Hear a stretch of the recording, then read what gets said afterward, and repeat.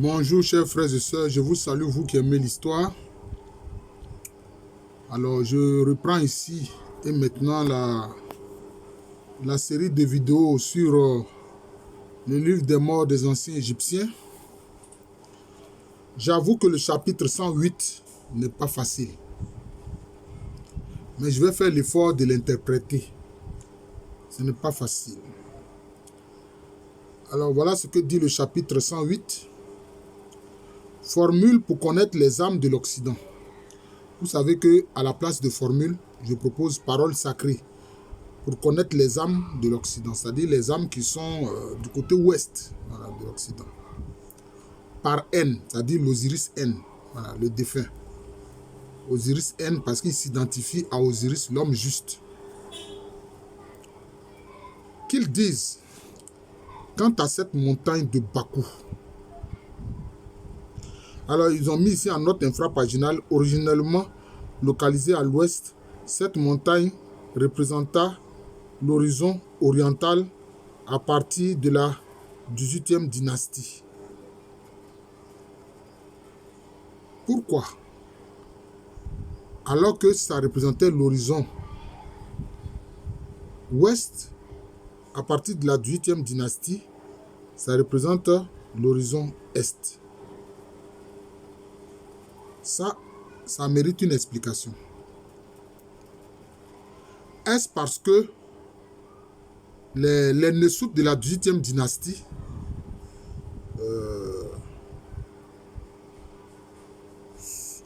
ont réorienté, je peux dire, les points cardinaux? Ça, c'est l'une des possibilités. C'est-à-dire la réorientation des points cardinaux. Moi, par exemple, j'ai vu certains frères Kmet inverser la carte de l'Afrique. Ils ont inversé la carte de l'Afrique en considérant que ce qu'on considère comme le nord de l'Afrique, en fait, c'est la partie qui est australe. Et que la partie qui est australe est la partie qui est au nord. Bon. Parce que finalement, qu'est-ce que l'Est, qu'est-ce que l'Ouest, qu'est-ce que le Nord, qu'est-ce que le Sud? En fait, ça dépend, c'est relatif. Puisque la Terre elle-même, elle est circulaire et puis elle tourne. Voilà, donc ça aussi, c'est une possibilité. Voilà. Et était-ce une façon de conjurer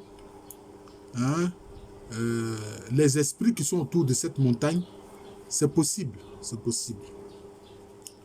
Alors donc je lis encore qu'ils disent, quant à cette montagne de Bakou, sur laquelle repose le ciel, c'est des murs, ce sont des coudées de 7 palmes et demi de la balance du double pays. Bon, est-ce que cette montagne était tellement haute qu'il y avait des nuages autour, notamment au sommet, qui donnent l'impression que la montagne est dans des nuages? C'est possible. C'est possible parce que quand une montagne est assez élevée, il y a des nuages qui se forment autour parce que c'est vers le sommet, alors ça donne l'impression que c'est au ciel. Voilà. C'est-à-dire dans le ciel. Alors, le double pays, on dit que c'est ainsi que le pays des anciens Égyptiens, Taméri, a été appelé double pays. Mais moi, je dis que c'est dû au principe de la dualité. Ce n'est pas que le pays était divisé en deux, non. C'est lié au principe de la dualité. Voilà. Parce qu'on dit que non, c'était le double pays que Narmer a réunifié. La partie qui est au nord, c'était quel royaume? On ne voit pas. On ne voit pas. Moi, je dis que c'est le principe de la dualité. Le principe de la dualité. Ce qui est masculin, ce qui est féminin. Voilà. Voilà. Dans la partie nord, on voit le symbole, c'est le serpent, cobra. La partie sud, c'est le vautour. Ce sont des symboles. Ce sont des symboles. Le vautour erre dans le désert. La partie sud, il y a des parties qui sont désertiques. Et puis maintenant, dans le nord, vous avez le delta. Le delta du Nil. C'est l'endroit où il y a beaucoup d'eau. Les serpents aiment aussi fréquenter les lieux où il y a l'eau. Bien qu'il y ait aussi des serpents dans le désert, bien sûr. Alors on parle de coudées, de palmes, etc.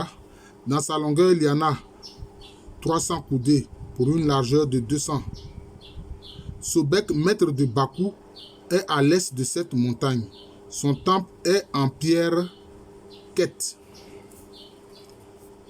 Sobek, c'est quoi? Sobek est représenté comme un homme avec une tête de crocodile. Une tête de crocodile. Ah, il représente une tête de crocodile.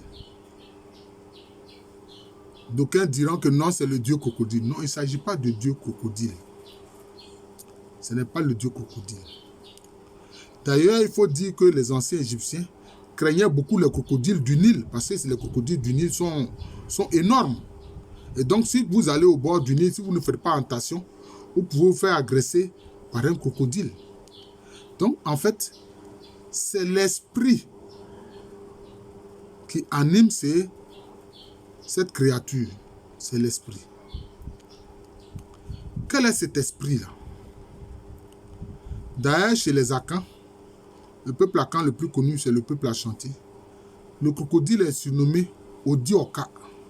C'est-à-dire que, littéralement, cela veut dire quand il mange, ça reste. C'est-à-dire que si le crocodile a arraché une partie de votre chair, on ne peut plus reprendre cela parce que lui, il avale. Il avale la chair. Voyez, il avale la chair. C'est cela. Cela veut dire que lorsqu'il s'empare d'une proie, on ne peut plus récupérer cette proie-là. Voilà. S'il a pu utiliser sa gueule pour arracher une chair, on ne peut plus. Donc on ne peut plus rien. Voilà. C'est pour ça que les Akans disent Odi Oka. Odi, manger Oka, ça reste.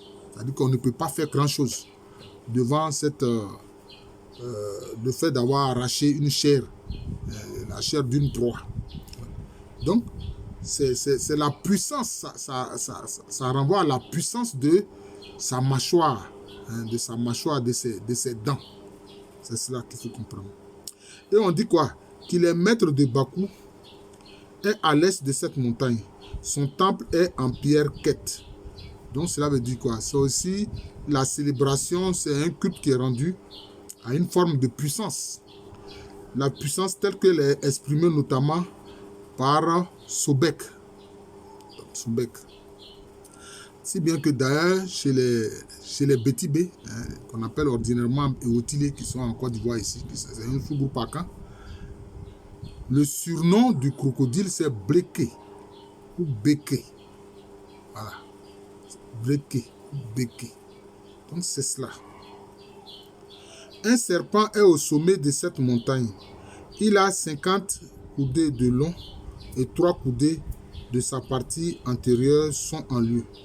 Je connais le nom de ce serpent. Celui qui est sur sa montagne. Celui qui est dans son haleine embrasée est son nom. Bon. Pourquoi ici on vient parler du serpent? Le crocodile, tout comme le serpent, sont des reptiles. Quelle est la capacité de nuisance du serpent? C'est son venin.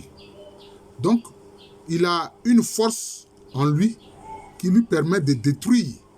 C'est son venin. Voilà. C'est pour ça qu'on parle de son haleine embrasée. Son haleine embrasée. Or, après cette pause de midi, il tourna son œil contre Ré. Et il en résulta un arrêt pour la barque et une grande confusion dans la navigation. Il avala une coudée, 3 palmes du grand flot. Bon, c'est comme si il agite l'eau sur laquelle navigue la barque de Ré. Le Néthéri qui symbolise la lumière. Voilà. Donc c'est cela. L'agitation qu'il fait dans l'eau fait que la barque tangue. La barque de Ré tangue. C'est ce qui est dit ici. Alors il est dit quoi?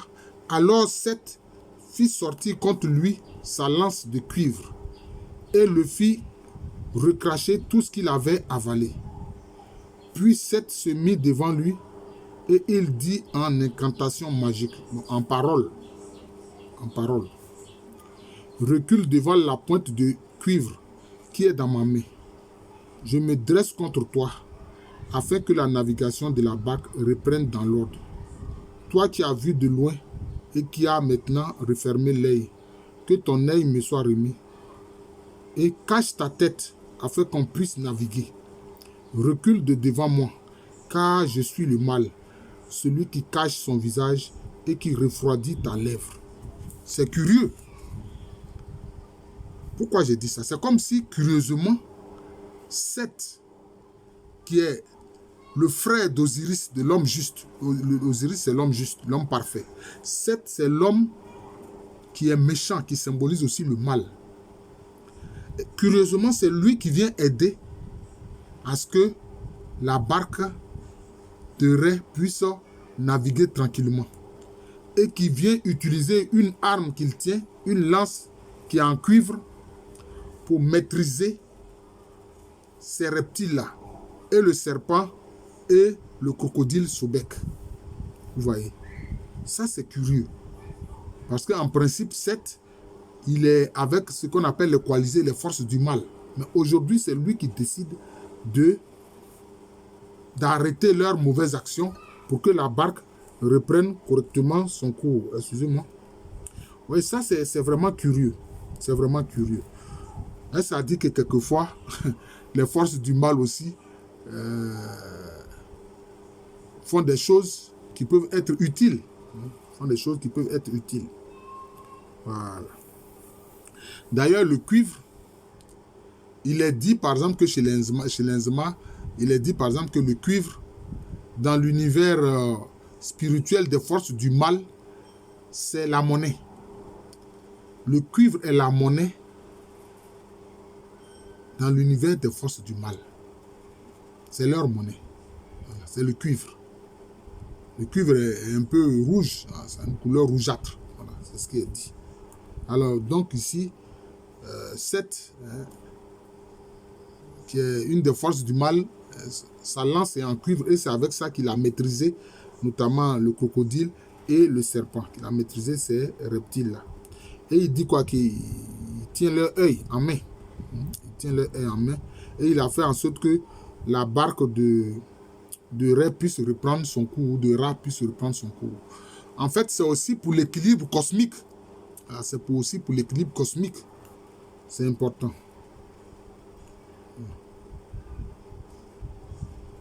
Donc je reprends cette lettre-là et cache ta tête afin qu'on puisse naviguer. Recule de devant moi, car je suis le mal, celui qui cache ton visage et qui refroidit ta lèvre, afin d'être bien portant. Et je suis bien portant. Je suis celui dont le pouvoir magique est grand. Enfin, le pouvoir spirituel, je préfère, est grand. Cela m'a été donné contre toi. Est-ce à dire que Seth veut dire que lui, c'est lui qui est le maître de l'univers du mal? Est-ce à dire que Sobek, le crocodile et le serpent ont mené une action contre la barque de Ré sans son autorité, sans son bon vouloir? En principe, c'est lui qui doit, en tant qu'être humain imparfait, tourner vers le mal.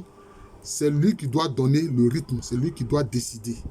C'est pour ça que, curieusement, cette fois-ci, il est venu au secours de la barque de Ré. Voilà, donc c'est un peu ça. Et vous voyez qu'il dit bien que lui, il a le pouvoir contre Sobek. Il a le pouvoir contre le serpent. Voilà. Et il dit quoi? Il est le mal, c'est-à-dire que le vigoureux, le principe, il est masculin. Voilà, donc il se sent fort. Le principe masculin renvoie aussi à la force. Alors que le principe féminin, c'est la douceur. Ouais, la douceur, excusez-moi. Et il dit qu'il est bien portant. Voilà. Et que donc il a la formule contre Sobek et contre le serpent. Ce que c'est, ô esprit, qui marche sur ton ventre, sur son ventre, son arrière-plan et ses vertèbres. Vois, je m'en vais de là, ta force dans ma main, car je suis celui qui porte la force. Il veut dire quoi? tous ceux qui rampent par terre, les reptiles, voyez. C'est comme si ils sont en contact direct avec la terre, donc ils se nourrissent des forces telluriques en fait. Ils se nourrissent des forces telluriques. Mais Seth, lui, c'est un être humain, donc lui, il est debout. Mais il est l'un des éléments forts du principe du mal. Donc, voilà, il veut dire qu'il a autorité sur les reptiles. Je suis venu pour m'occuper des Akeru. Alors, notre infrapaginal, Akeru, c'est serpent. Ils ont mis génie de la terre, esprit de la terre. Pourquoi? C'est ce qu'il disait. Ils prennent les forces telluriques parce que les reptiles, ils rampent sur le sol. Alors, ils rampent sur le sol. Et le fait de ramper sur le sol, ce n'est pas vraiment bien vu. Ce n'est pas bien vu. Parce que c'est comme si la poussière leur tombe dessus. La poussière leur tombe dessus. Ils sont vivants et la poussière leur tombe dessus. Ce n'est pas bien vu. Et il dit quoi? Je suis venu pour m'occuper des Akeru, donc un ensemble de serpents. Pour qu'il soit content de moi le soir quand il achève le tour du ciel. Pour une fois, Seth veut que le principe de la lumière Ré soit content de lui. Ouais. C'est sans doute pour cela qu'il y a eu un Nesut, bien sûr vous voulez un pharaon, qui a pris le nom de Séti Ier. Un Séti Ier. Ouais. Il a pris le nom de Seth. Voilà. D'ailleurs, le nom de Seth est donné dans la Bible. D'ailleurs, il est dit que Adam et Ève, quand Caïn a tué Abel, l'enfant qu'ils ont eu ensuite s'appelle Seth. Voilà, s'appelle Seth. Ils lui ont donné le nom de Seth.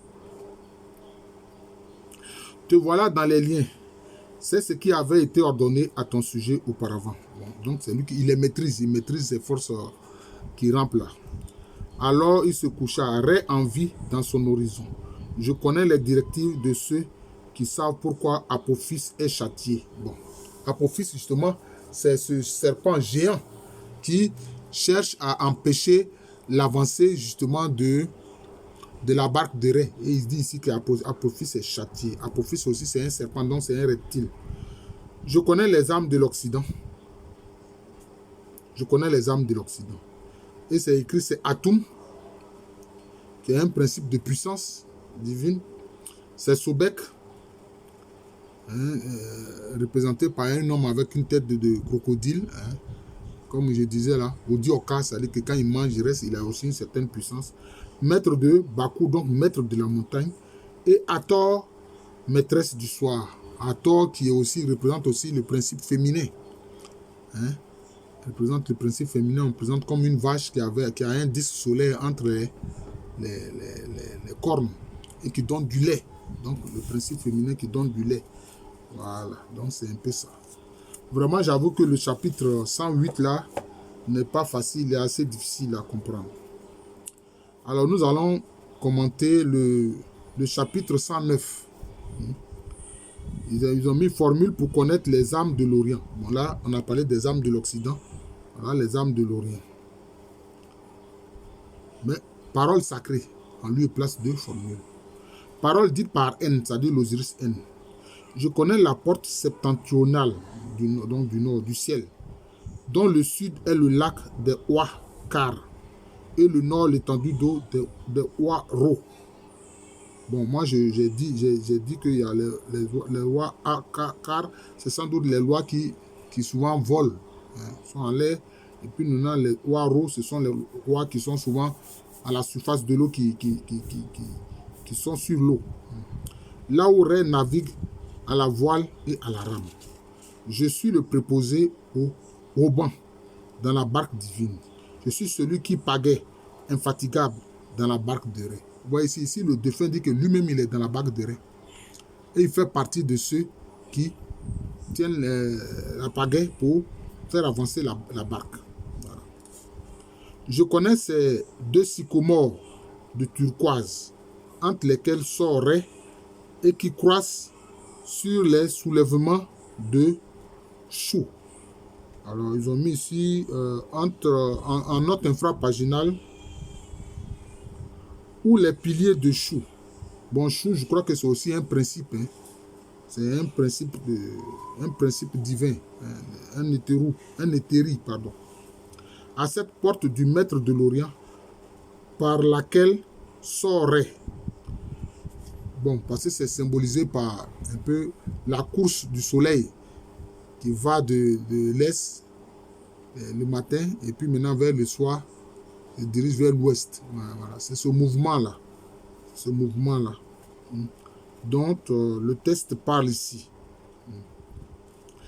Et il dit, je connais le chant des souchets de Ré. Alors, il est dit ici en note infrapaginale, à l'origine, le chant des souchets est un lieu de purification au sud-est du ciel, dépendant de Orakti. Il devient ensuite une région souterraine gouvernée par Osiris. Il est souvent désigné dans les différentes traductions sous le nom de Champs-Élysées, englobant les campagnes des félicités. Ce sont les Grecs qui ont appelé ça Champs-Élysées. Ce sont les Grecs qui ont appelé ça Champs-Élysées. Voilà. C'est ça. Donc, sinon, c'est pas... Sinon, c'est l'âme droite. Voilà, l'âme droite. C'est l'âme droite. Que les Grecs ont récupéré, ils ont appelé ça les Champs-Élysées. Voilà. Bon, qu'est-ce qu'il faut comprendre par là? Bon, les champs de souchets, c'est aussi un lieu où les défunts vont. C'est aussi un lieu de félicité des défunts. C'est un lieu de félicité des défunts. Voilà, c'est un lieu de félicité des défunts. Alors, je connais ce champ des souchets de Ré. Ses murs sont en cuivre. La hauteur de son orge est de 5 coudées, avec des épis de 2 coudées et des tiges de 3 coudées. Son épeautre est de 7 coudées, avec des épis de 3 coudées et des épis de 4 coudées. Des bienheureux de 9 coudées de hauteur sont chacun d'eux le moissonne aux côtés des âmes de l'Orient. Donc, comme je l'ai dit là, c'est un endroit où les âmes sont dans la félicité. Elles sont dans la félicité. Je connais les âmes de l'Orient. C'est Oraki, c'est le jeûne de Courer, c'est l'étoile du matin. Bon, vous voyez l'étoile du matin qui s'élève et qui donne à nouveau de l'espérance, pour notamment les Osiris N, c'est-à-dire les défunts. Les Osiris N, les défunts. Voilà.